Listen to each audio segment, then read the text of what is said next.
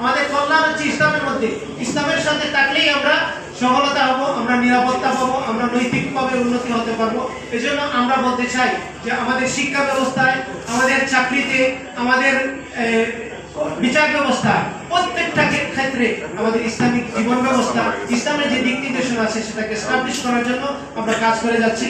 আমরা আহ্বান জানাচ্ছি, আসুন আমরা আমাদের একটু আগে শেখ বলছিলেন যে আমরা চাই আমার বাচ্চা যেন আমার জানাজা পড়ে, আমরা চাই আমার বাচ্চা যেন ভালো মুসলমান হয়। আমি যদি ভালো মুসলমান না হই, তারপরে আমরা চাই যে আমাদের সন্তানরা যেন ভালো মুসলমান হয়, ভালো সন্তান হয়, সে যেন ন্যায়পরায়ণ সন্তান হয়। তাহলে এটার জন্য আমাদেরকে ইসলামের কাছে ফিরে যেতে হবে। এজন্য দরকার ইসলামী শিক্ষা ব্যবস্থা, এজন্য দরকার হচ্ছে এই মুসলমানদেরকে বাংলাদেশের প্রত্যেকটা সেক্টরে তারা দায়িত্ব পালন করবে, কিন্তু সেখানে সে তার ধর্মীয় আইডেন্টিটিটাকে নিয়ে করবে, সেখানে যেন বৈষম্য শিকার না হয়, সেখানে যেন বঞ্চিত না হয়, এই বিষয়গুলো যেন খেয়াল করা। পাশাপাশি আমাদের বিচার ব্যবস্থা যেন প্রত্যেক জায়গায় আমরা অবস্থান নিতে পারি। আল্লাহ সুবহানাহু ওয়া তাআলা আমাদেরকে তৌফিক দান করুন। আল্লাহ বাংলাদেশে এইগুলা কাজ কিসের জন্য আসছে? ইসলামের জন্য। আজকে এই মুসলিম ভূখণ্ড যদি ইসলাম টিকে থাকে, তাহলে এই ভূখণ্ডতার সক্রিয়তা টিকে থাকবে। আমাদের পার্শ্ববর্তী যে দেশ আছে, সেই দেশ সে সীমানা উঠিয়ে দিতে চায়, মানে সে মুসলমানদের যে বর্ডার আছে সেটা গুড়িয়ে দিতে চায়।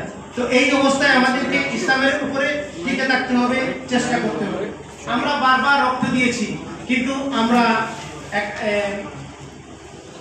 এই ব্রিটিশ বিরোধী আন্দোলনে, তারপরে পাকিস্তান প্রতিষ্ঠায়, পাকিস্তানের পরে বাংলাদেশ প্রতিষ্ঠা, বাংলাদেশের পরে বিভিন্ন সময় রাজনৈতিক পট পরিবর্তনে মুসলমানদের রক্ত দিয়েছে, কিন্তু মুসলমানরা তাদের সেই কাঙ্ক্ষিত সাফল্য পাচ্ছে না। কিসের জন্য?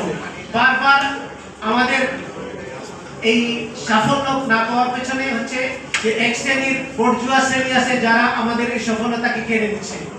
সেই যারা কেড়ে নিচ্ছে তারা সেকুলারিজমের কথা বলে, তারা জাতীয়তাবাদের কথা বলে, তারা গণতন্ত্রের কথা বলে, তারা আমাদেরকে ইসলামের যে মুসলমানদের যে সাফল্য ছিল সেই সাফল্যকে ছিনিয়ে নিচ্ছে।